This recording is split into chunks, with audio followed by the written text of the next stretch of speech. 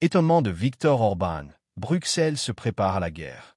Une étrange proposition de l'Union européenne sur les stocks alimentaires. Pourquoi cette recommandation? Qu'est-ce qui motive cette demande de Bruxelles? Le plus étonnant, c'est que la Commission ne se contente pas de faire une suggestion. Elle veut que les États membres l'appliquent. Pour Viktor Orban, plus que jamais l'Union européenne devienne folle de chercher à créer des conditions de guerre contre la Russie. La position de la Commission sur la guerre en Ukraine pourrait être vue comme une tentative de transformer l'Union européenne en un acteur plus interventionniste sur le plan géopolitique, en créant des conditions qui pourraient mener à des tensions prolongées avec la Russie. Il critique également la manière dont certaines décisions sont prises au niveau de l'Union européenne, parfois sans tenir compte des préoccupations nationales. Pour l'instant, je ne vois pas de menace de guerre en Europe. Il y a une guerre entre la Russie et l'Ukraine, mais c'est loin. C'est un front à l'Est, à des centaines de kilomètres de nous. Certains spéculent sur une extension du conflit à l'Europe, à Budapest, Varsovie ou les pays baltes. Mais cela n'a aucune réalité. Suivez avec attention l'intervention de Viktor Orban. Concernant la proposition de la Commission européenne sur les stocks alimentaires. Passons maintenant à un sujet qui, contrairement au plafonnement des prix, n'affecte pas encore notre quotidien mais pourrait le faire à l'avenir. La Commission européenne recommande aux citoyens de l'Union européenne de constituer une réserve alimentaire d'urgence de 72 heures. Pourquoi cette recommandation? Qu'est-ce qui motive cette demande de Bruxelles?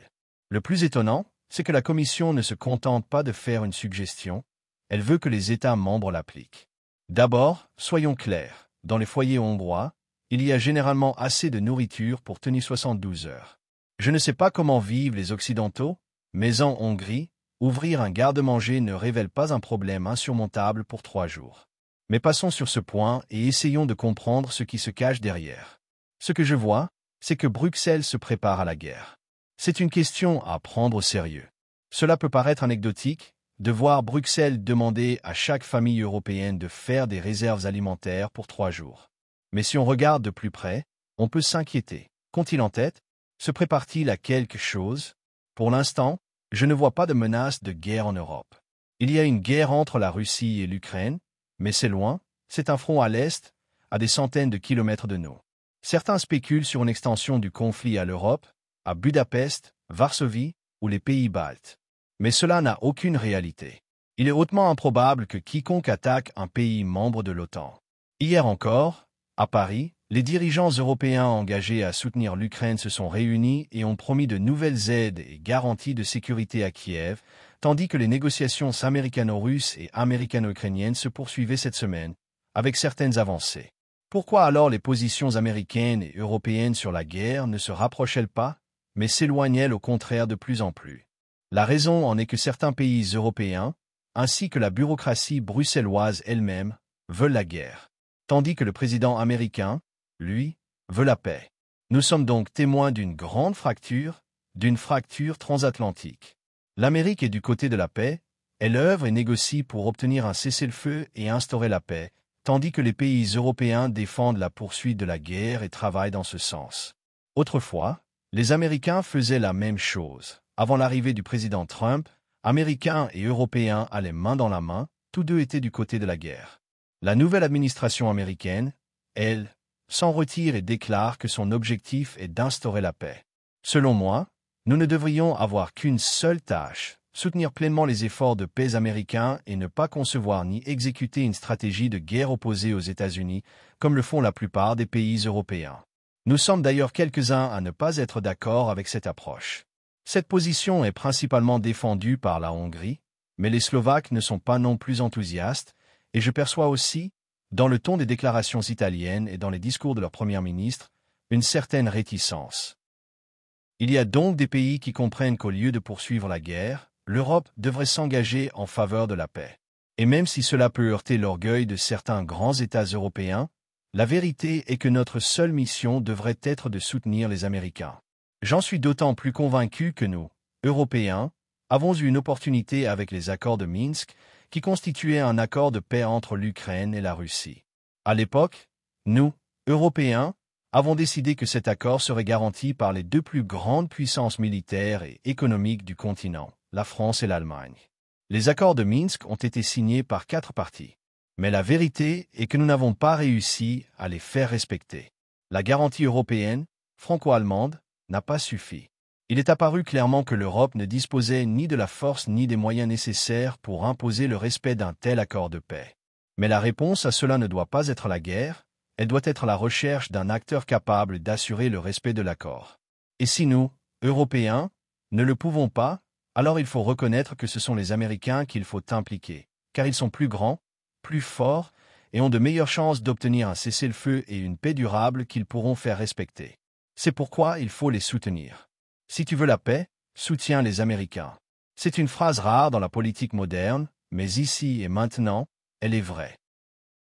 Analyse de la position de Viktor Orbán sur le rôle de la Commission européenne. Viktor Orbán, le Premier ministre hongrois, a souvent été une voix critique des politiques de la Commission européenne, notamment en ce qui concerne les questions de souveraineté nationale, les relations extérieures et les sanctions économiques. La Hongrie, sous sa direction, a régulièrement exprimé des réserves face à certaines initiatives de l'Union européenne. Les critiques d'Orbán sur la gestion de la guerre en Ukraine.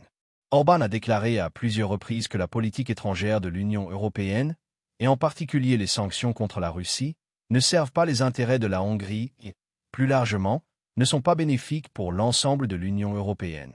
En s'opposant fermement à certaines mesures de l'Union européenne, il met en lumière la tension entre les priorités de certains États membres et celles de la Commission. Orbán considère les sanctions économiques contre la Russie comme une forme de guerre économique contre un pays voisin, et il estime que ces sanctions ont des effets néfastes pour les économies européennes, en particulier pour les pays qui ont des liens économiques importants avec la Russie, comme la Hongrie.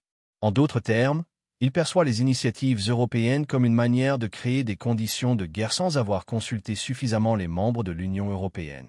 Cette dynamique peut effectivement apparaître comme une forme de centralisation excessive des pouvoirs au sein de la Commission européenne, d'autant plus que des décisions majeures, telles que les sanctions économiques ou la gestion des stocks alimentaires en période de crise, sont prises sans consulter tous les États membres de manière approfondie. La tension géopolitique entre l'Union européenne et la Russie. La guerre en Ukraine a exacerbé les divisions internes de l'Union européenne sur les politiques étrangères et de défense. La Commission européenne, sous l'impulsion de certaines grandes puissances économiques comme l'Allemagne ou la France, a soutenu des sanctions strictes contre la Russie, notamment dans les domaines de l'énergie, du commerce et des finances. Aux guerres économiques. Le terme de guerre économique est souvent utilisé par les critiques des sanctions, et Orbán en est un exemple. Les sanctions européennes ont un impact direct sur les économies européennes, en particulier celles qui dépendent de l'énergie russe. Dans ce contexte, des mesures de rétorsion de la part de la Russie, comme la réduction de l'approvisionnement en gaz, ont eu des conséquences directes sur les prix de l'énergie, créant des tensions internes en Europe. Aux divergences stratégiques, les pays de l'Union européenne ont des positions géopolitiques différentes concernant la Russie.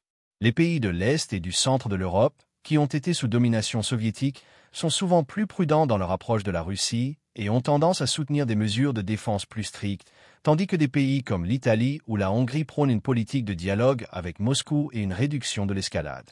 La politique de la Commission face à la guerre en Ukraine. L'une des principales critiques à l'égard de la Commission est sa manière de pousser certains États membres vers une position plus agressive vis-à-vis de la Russie, en particulier avec les sanctions économiques. Ces décisions ont été prises dans un contexte où l'Union européenne cherchait à démontrer son unité face à l'agression russe, mais les répercussions économiques ont fragilisé certains pays européens, créant une fracture au sein de l'Union européenne. L'insistance de la Commission européenne sur l'application des sanctions et d'autres politiques économiques montre une volonté de renforcer l'intégration de l'Union européenne autour de certaines valeurs géopolitiques, mais cela génère également des tensions politiques internes, comme celles que l'on observe avec Orbán et d'autres dirigeants européens. Conclusion, un équilibre fragile. La situation actuelle montre que l'Union européenne, à travers la Commission, est de plus en plus centralisée dans la gestion des crises, notamment en matière de sécurité alimentaire et de géopolitique. Toutefois, cette centralisation soulève des tensions, notamment avec des leaders comme Viktor Orbán, qui dénoncent les politiques imposées par Bruxelles et le risque d'une Union européenne trop interventionniste. La position de l'Union européenne face à la Russie, combinée à des politiques internes de gestion de crise, comme celle relative à la sécurité alimentaire, devient de plus en plus un terrain de débat sur le rapport entre souveraineté nationale et solidarité européenne. La manière dont l'Union européenne et la Commission vont naviguer entre ces intérêts divergents sera déterminante pour l'avenir de l'Union et ses relations avec des puissances extérieures comme la Russie. J'espère que vous avez aimé la vidéo et je vous demande de liker et de partager sans oublier de mettre vos commentaires.